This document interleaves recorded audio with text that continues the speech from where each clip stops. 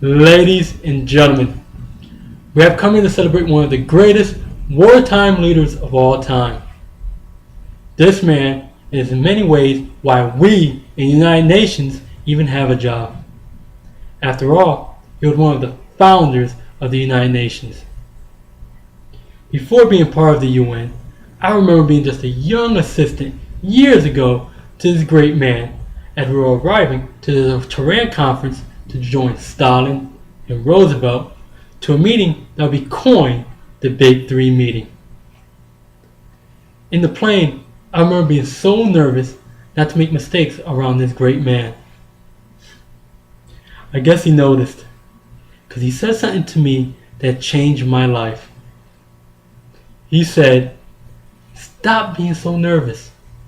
Success comes from moving from failure to failure without loss of enthusiasm." I took that to heart. Now look where I am now. Head of the Security Council for the UN. So it was a great honor when the UN asked me to present this honor to this great man. Who is this great man I speak of? He is the man coined the greatest Briton of all time, Sir Winston Churchill. Sir Winston Churchill was born with greatness in his genes. Being the grandson of the 7th Duke of Marlborough and the son of the Chancellor of Exeter, Lord Randolph Churchill, and American socialite Jenny Jerome. As a young army officer, he saw action in British India, the Sudan, and the Second Boer War. He gained fame as a war correspondent and wrote books about his campaigns.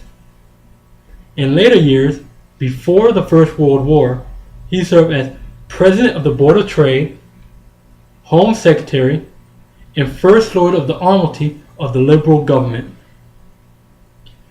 During the war, he continued as First Lord of the Admiralty. He then briefly resumed active army service on the Western Front as commander of the 6th Battalion of the Royal Scots. He then returned to government as Minister of Munitions, Secretary of State of War, and Secretary of State of Air. After the war, Churchill served as Chancellor of Exeter and Secretary of State of Air for the Conservative government in 1924 to 1929.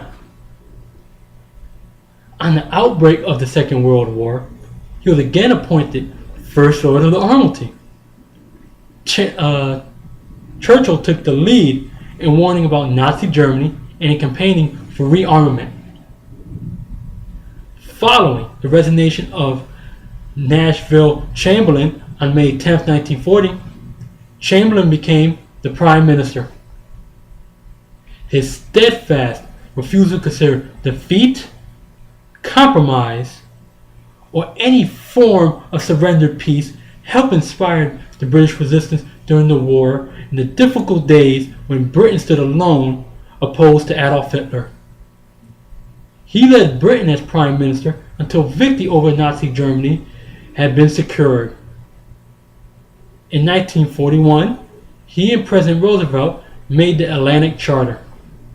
Yes, the same Atlantic Charter which became the framework of the Declaration of the United Nations. This is the same document that made it possible for the UN to be born. And for this, I thank you, Sir Winston. The achievements of this man reaches a level of greatness rarely reached in all human existence.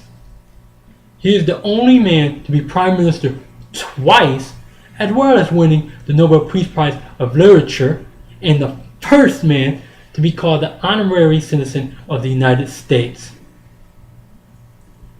I remember in his speech, "This is their finest hour," he said, "Let us therefore brace ourselves to our duties, and so bear ourselves so that if the United British Empire and its Commonwealth last for 1,000 years, men will say, this is their finest hour." In a sense, It is my finest hour, and it brings me and the UN great honor to present this award with a Lifetime Achievement Medal for years of outstanding service and in keeping the world safe. So please, everyone, stand to your feet and help me bring into the stage the one and only Sir Winston Churchill.